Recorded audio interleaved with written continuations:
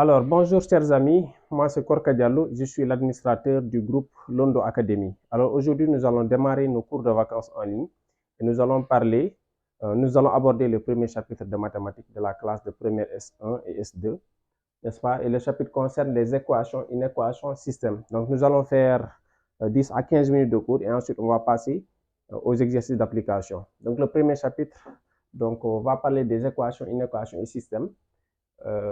Et en grand 1, nous allons voir ce qu'on appelle des rappels et compléments. C'est des choses que vous avez déjà vues en classe de seconde. Donc, c'est les équations du second degré. Donc, normalement, je devais rajouter rappel et complément, puisque c'est des choses que vous avez déjà vues en classe de seconde. Donc, là, par définition, une équation du second degré.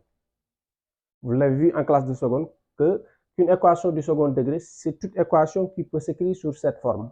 Donc, à chaque fois que vous avez une équation qui s'écrit sous cette forme, où le A est différent de 0, si A est égal à 0, vous n'aurez pas une équation du second degré. Donc, pour que ce soit une équation du second degré, il faut qu'on ait une expression qui soit sous cette forme. Donc, ax carré plus bx plus c égale à 0.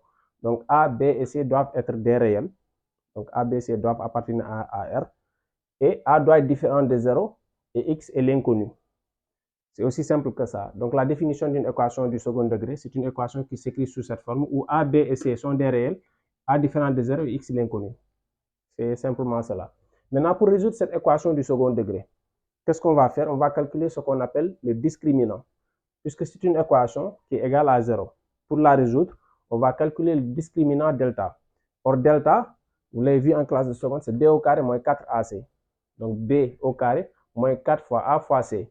Donc, c'est ce qu'on appelle le discriminant. Donc, ce delta qui est égal à cette quantité s'appelle le discriminant. Donc, le discriminant de l'équation. Maintenant, si vous calculez le discriminant, vous avez trois cas de figure. Le premier cas, c'est si delta est positif. Donc, c'est des choses que vous connaissez déjà. Donc, c'est des rappels et des compléments. N'est-ce pas? Donc, si le discriminant est positif, si delta est positif, donc autrement dit, si cette quantité est positive, vous aurez deux racines réelles. On dit deux racines ou bien deux solutions.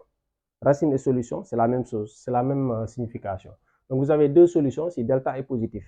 Une solution qui est égale à x1 qui est égale à moins b moins racine de delta sur 2a et x2 qui est égal à moins b plus racine de delta sur 2a, n'est-ce pas? Donc, ça, c'est si le delta est positif.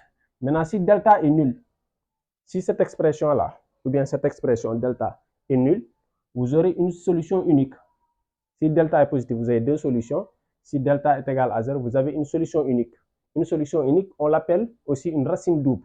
Et la racine double, elle est souvent notée x0, qui est égal à moins b sur 2a, puisque delta là, delta moins expression bini, c'est égal à 0. Donc, il va rester moins b sur 2a.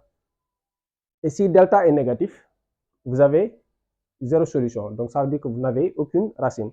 Donc, ça veut dire quoi? Que cette équation n'admet aucune racine.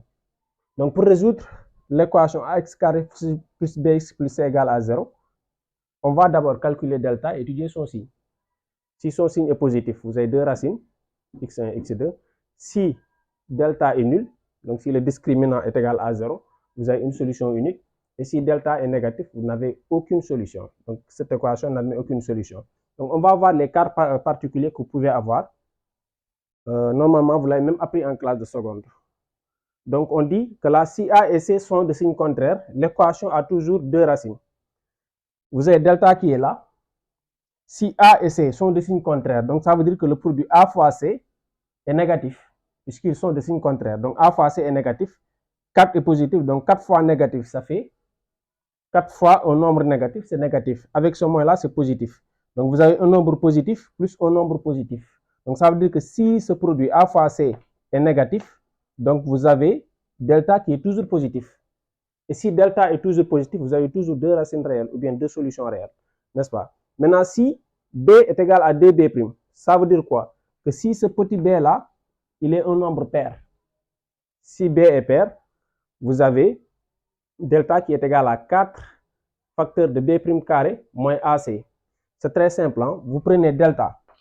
Delta, vous avez dit que c'est B au carré moins 4AC. Vous remplacez B par 2B', n'est-ce pas? Donc, si B est égal à 2B', je remplace B par 2B', donc ça fait moins 4AC. Donc là, ça fait 4B' carré moins 4AC. Et ça fait quoi? Donc ça fait 4 facteurs de b' carré moins a fois c. Donc je factorise par 4. Donc ça veut dire quoi? Que vous avez delta est égal à 4b' carré moins ac. Donc c'est ce qu'on vient de montrer. Donc on va poser quoi? Que cette expression-là, on va poser que c'est égal à delta prime. On fait un changement, n'est-ce pas? On pose delta prime qui est égal à b' carré moins 4ac. Donc ça s'appelle quoi? Le discriminant réduit. Donc si on a b, si dans cette expression-là, le petit b là est un nombre pair, on va directement calculer le discriminant réduit. Et le discriminant réduit, c'est b' carré moins 4ac. C'est aussi simple que ça. Donc ça veut dire quoi? Que delta égale à 4 delta prime. Delta prime est là, delta est là, donc ça veut dire que delta égale à 4 fois delta prime. C'est aussi simple que ça. N'est-ce pas? Vous voyez bien que delta et delta prime, ils ont le même signe, puisque delta égale 4 fois delta prime. Donc le signe de delta, c'est la même chose que le signe de delta prime, puisque 4 est positif. N'est-ce pas? Donc on va revenir à la même situation, mais avec des simplifications. Donc là, si delta prime est positif, on aura toujours deux racines réelles. Pareil, puisqu'on a dit que delta et delta prime sont de même signe. Donc si delta prime est positif, ça veut dire que delta sera positif. Donc on aura toujours deux racines réelles. Mais les racines seront différentes. Puisque là, vous aurez x1 qui est égal à moins b, moins racine de delta sur 2a. Mais là, si au cas où on calculera le discriminant réduit, donc delta prime, vous aurez deux solutions. x1 qui est égal à moins b', moins racine de delta prime sur a, et x2 qui est égal à moins b' plus racine de delta prime sur a. Donc on fera des simplifications. C'est très simple, hein? Vous pouvez vous-même le vérifier. Donc si delta prime est positif, qu'est-ce que vous aurez? Vous aurez deux solutions. Donc on peut prendre x1 par exemple. C'est des simplifications simplement. On remplace x1, on a dit que c'est moins b. Or on avait dit que b c'est 2b'. Donc on va remplacer moins b par 2b'. Donc ça fait 2b' moins racine de delta. Or delta, on a dit c'est 4 delta prime. Donc ça fait 4 delta prime sur 2a. Sur 2a. Et là, vous voyez que 4 bi, bon, que gagner, n'est que 2. Racine de 4, c'est 2. Donc on va factoriser par 2 et là par 2.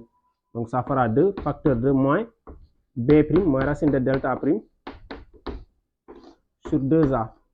Donc 2i simplifié. Donc c'est l'expression que vous venez d'obtenir ici. Donc c'est à peu près la même chose.